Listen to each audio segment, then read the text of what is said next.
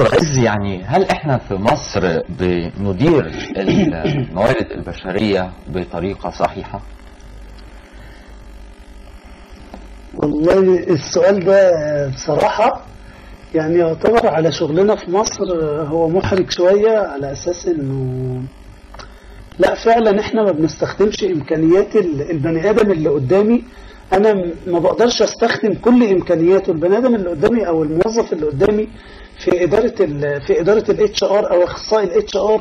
ده يعني تقدر تقول إنه عنده إمكانيات رهيبة جدا، لكن يمكن هو مش قادر حتى يطلع إمكانياته. لا، الكارثة كمان إن المدير هو آخر مش قادر، ما عندوش ملكة استخراج إمكانيات الراجل اللي قدامه. فحقيقي المجال عندنا في مصر يعني يمكن مش واخد شوية حقه، لكن أنا عملنا بعض الشركات شوية استشارات، فكنا طلعنا أفكار جميلة جدا في الشركات، لدرجة إن قلنا يا جماعة اللي هيجيب فكرة واحدة لتحسين العمل هياخد 1000 جنيه. بقى الناس بص عارف يعني الناس اللي هو يعني بكرة الصبح بقيت تلاقي أفكار بدأت فكرة يعني. لكن الشركة دي فعلا شأنها عالي جامد قوي. ليه؟ علشان جبنا عامل تحفيز صغير. هو ده بتاع الاتش ار، اللي هو ما بيشتغلش نمطي، ما بيشتغلش في اسطمبة، ما بيشتغلش في قالب، انما عمال يشغل دماغه احرك الموظفين اللي قدامي ازاي. هو ده بتاع الاتش ار.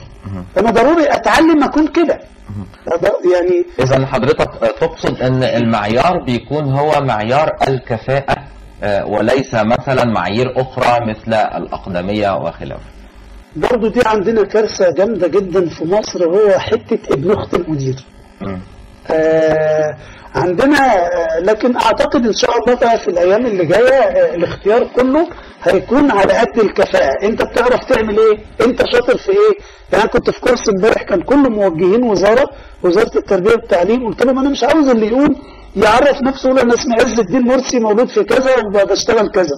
قلت لهم التعارف النهارده مختلف، اللي هيقوم يقول انا اسمي عز الدين مرسي وشاطر جدا في كذا. واحنا مجمعين 30 حاجة شاطر جدا فيها. شفت الناس اللي عندك، انت اصلا ما عندكش مشكلة في الكوادر. انت اساسا مصر ربنا بيحبها في ان كل سنة طلع لها كوادر جديدة، زي دكتور زويل وزي ناس كتير جدا عندنا.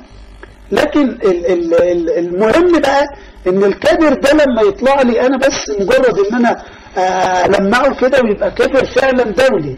يعني احنا لو استخدمنا تعاليم الاتش ار عندنا في مصر كما ينبغي زي ما قال الكتاب زي ما بيقولوا، انا حاسس ان مصر دي هتبقى دولية في كذا سنة يعني ان شاء الله.